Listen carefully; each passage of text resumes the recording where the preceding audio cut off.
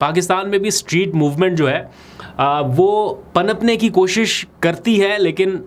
जो ground realities हैं या जो हालात हैं ख़ास तौर पर आफ्टर 9th में, उसके बाद से वो तहरीक उस तरह से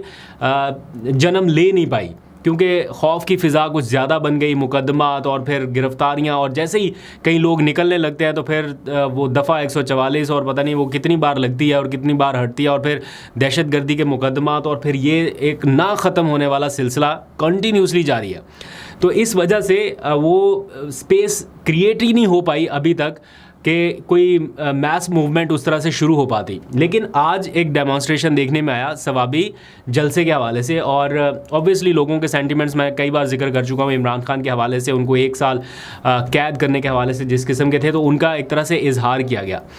इस जलसे में वैसे तो मुल्क भर से काफ़िले आए, जो एरियल व्यूज़ हमने देखे हैं, अच्छी तादाद में लोगों ने शिरकत की है, अच्छी प्रेजेंस है। जो मुखालफिन है वो तो जारी बात है कहते रहेंगे कि देखें जी इधर तंबू कनाते लगा के छोटी सी जगह के ऊपर जलसा किया एंड सो ऑन, बहुत ज़्यादा लोग। ऑब्वियसली जब इमरान खान ग्राउंड में हो,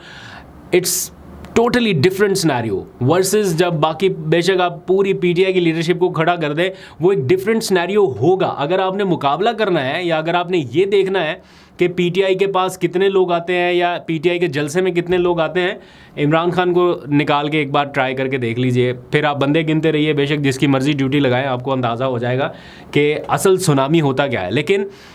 इमरान खान के बगैर, मतलब जिसको कहते हैं कि ये पूरी पीटीआई है, मतलब Imran Khan is PTI in PTI is Imran Khan, अगर इमरान खान नहीं है तो उसके बगैर भी ये जो आज शो हुआ, ये काफ़ी अरसे के बाद मतलब इस तरह के विजुअल्स नज़र आए, जिसमें चार्ज क्राउड नज़र आया, जिसमें पूरी लीडरशिप नज़र आई, जिसमें एरियल व्यूज़ नज़र आ रहे हैं, जिसको सेलिब्रेट किया जा रहा है एज अ जलसा, जिस तरह से पहले उनका होता है, जिसमें सुनामी का लफ्ज़ इस्तेमाल करते हैं, जिसमें पावर शो का लफ्ज़ इस्तेमाल करते हैं। तो उस किस्म का एक वाइब जो है वो क्रिएट करने में पीटीआई किसी हद तक कामयाब रही। इस जलसे में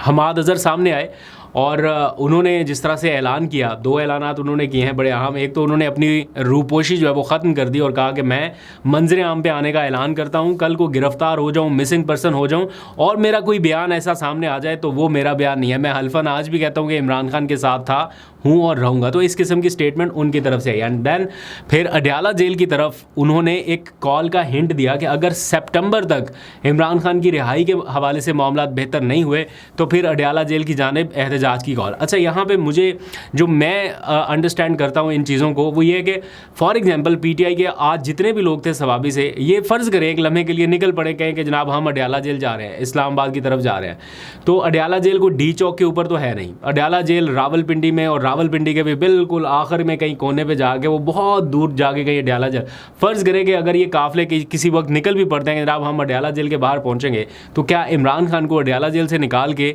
किसी और जगह मुंतकिल करना ये कोई मुश्किल काम होगा? कुछ लोगों के लिए जो चाहते हैं कि वो जेल में रहें या वो आवाम की पहुंच से उन्हें दूर रखना हो जिन लोगों ने, क्या उनके लिए मुश्किल होगा? नहीं। तो इसलिए अडयाला जेल में जाने की बजाय या उस तरफ जाने की बजाय अगर स्ट्रीट मूवमेंट चलानी है तो उसका कोई और मैकेनिज़्म सोचना पड़ेगा, कोई और तरीका सोचना पड़ेगा। ये ना हो कि इमरान खान को अडयाला जेल से उठाएं और फिर किसी और जेल में भेज दें, तो ये सिलसिला जो है वो फिर चलता रहे, सो ऑन, तो ये बड़ा मुश्किल मरहला हो जाएगा। अच्छा, अब आ जाइए ज़रा, ये जो 365 दिन हुए हैं आज, इसका आगाज़ कहाँ से हुआ? बेसिकली 5 अगस्त को हम उसी अदालत में मौजूद थे जब फ़ैसला सुनाया गया तोशा खाना का और उनकी गिरफ़्तारी के ऑर्डर जारी कर दिए गए। इधर से फ़ैसला सुनाया गया, जिन लम्हात में फ़ैसला सुनाया गया एग्जैक्ट उन्हीं लम्हात में ज़मान पाक के अतराफ़ में सारी एक तरह से नाकाबंदी हो रही थी या हो चुकी थी, और चंद ही लम्हात के अंदर अंदर उनकी गिरफ़्तारी अमल में आई। वो जिस तरह से आई, सारे चीज़ें जो हैं वो CCTV फुटेज और कुछ बहुत सारी चीज़ें सामने हैं, और उसके बाद फिर उन्हें मुंतकिल करने का सिलसिला शुरू हुआ लाहौर से अटक जेल की जानिब। तो उस वक्त हम वहाँ पर मौजूद थे जब उनके काफ़िले को लाया गया, तो वो उस वक्त की मेमोरी पड़ी हुई है मेरे पास जब उनका काफ़िला लाया जा रहा था। तो ये विजुअल्स आप देखिए, जिस दिन इमरान खान को गिरफ़्तार किया गया, मैंने बैरिस्टर गौहर से पूछा था ये क्वेश्चन कि आपको क्या लगता है कि आप कितनी देर में इमरान खान को रिहा करा लेंगे? तो उन्होंने कहा था इंशाल्लाह अगस्त के महीने के अंदर अंदर हम उनको रिहा करा लेंगे। ये उनकी उस वक्त की उम्मीदें थी या उनकी राय थी या उनका ख्याल था कि हम फ़ाइट बैक करेंगे लीगल तरीके से और उनको निकाल लेंगे। लेकिन वो अगस्त भी चला गया और फिर अब एक और अगस्त आ गया। तो इमरान खान ने एक यौम आज़ादी पहले जेल में गुजारी, अब एक और यौम आज़ादी आने जा रही है। तो देखते हैं फाइट बैक का ये सिलसिला कब तक जारी रहता है, क्या क्या आगे देखने को मिलता है। दुआ ये है कि जो भी हो अमन व अमान की सूरत हाल बरकरार रहे और कुछ अच्छा हो जाए पाकिस्तान के लिए, इन अ सेंस के चीज़ें कंट्रोल में वापस आने लगें, थोड़ा नॉर्मलाइज चीज़ें होने लग